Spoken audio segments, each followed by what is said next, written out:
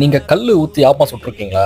எங்க வீட்டுல சுடுவாங்க. சரி கல்லு வாங்கலாம்னு காலையில 6:30க்கெல்லாம் கிளம்பி போனா, தம்பி எப்பவோ காலி ஆயிடுச்சு, நீ நாளைக்கு காலையில 5 மணிக்கெல்லாம் வந்துருன்னு சொல்லிட்டாங்க. சோ நானும் எழுந்து கிளம்பி போயிட்டேங்க. ஹாய் ஹலோ வணக்கம், எல்லாம் எப்படி இருக்கீங்க? நான் ரொம்ப நல்லா இருக்கேங்க. காணும் பொங்கல் அன்னைக்கு கல்லு வாங்க போய் நான் பட்ட அவஸ்தை தாங்க இந்த வீடியோ. எங்க ஊரு பாண்டிச்சேரின்னு நிறைய பேருக்கு தெரியும். ஸோ அங்க கல்லு கடையும் இருக்கு, சாராய கடையும் இருக்கு.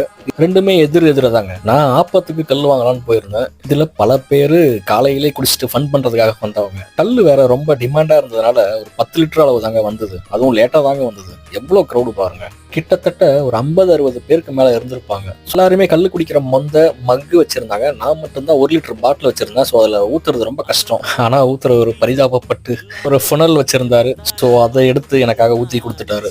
தமிழ்நாட்டுல கல்லு கிடைக்காதுங்க. நான் இங்க வரும்போதெல்லாம் கண்டிப்பா வாங்கிடுவேன். சின்ன டப்பால ஊத்தி சென்னைக்கு எடுத்து வந்துருவாங்க ஆப்பம் சுட. கல்லு ஊத்தி ஆப்பம் சுடும் போது அந்த ஆப்பமே மணக்கும். வீடியோ பிடிச்சிருந்தா கமெண்ட்ல சொல்லுங்க, மறக்காம சப்ஸ்கிரைப் பண்ணிடுங்க.